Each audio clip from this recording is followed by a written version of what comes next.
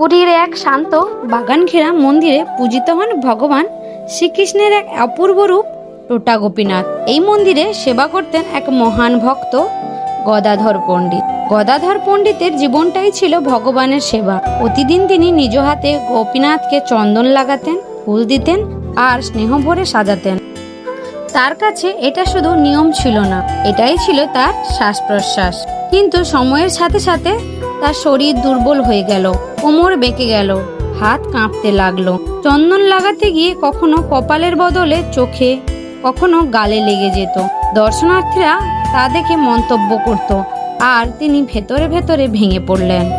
একদিন তিনি খুব কষ্ট পেয়ে ভাবলেন, আমি আর ঠিকভাবে সেবা করতে পারছি না, হয়তো অন্য কাউকে দায়িত্ব দেওয়া উচিত। কিন্তু এই ভাবনাতেই তার চোখ ভিজে উঠল, কারণ সেবা ছিল তার প্রাণ।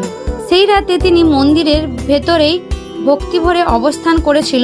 অবস্থান করতে করতেই তার চোখে হালকা নিদ্রা লেগে গেল, আর সেখানেই তার সামনে ঘটল এক অলৌকিক ঘটনা।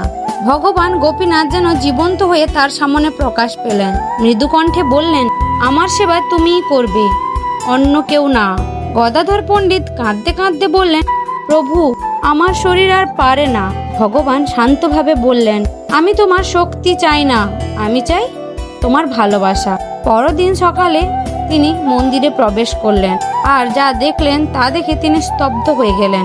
ভগবান আর আগের মতো সোজা দাঁড়িয়ে নেই, তিনি এখন বসে আছেন সুখাসনে, একটু ঝুঁকে, ভক্তের দিকে করুণ দৃষ্টিতে তাকিয়ে, যেন নিজের ভক্তের কাছে নেমে এসেছেন। এই দৃশ্য দেখে গদাধর পণ্ডিত কেঁপে উঠলেন। তিনি মাটিতে বসে কাঁদতে কাঁদতে প্রণাম করলেন আর আবার শুরু করলেন তার প্রিয় সেবা। সেই বাগান ঘেরা মন্দিরে এই বসে থাকা রূপের ভগবানের পূজিত হতে লাগলেন। তাই তার নাম হলো টোটা গোপীনাথ। ভগবান শক্তি দেখেন না, তিনি দেখেন ভক্তের হৃদয়। আর সত্যিকারের ভালোবাসার সামনে ভগবান নিজেই ভক্তের কাছে নেমে আসেন। রাধে রাধে।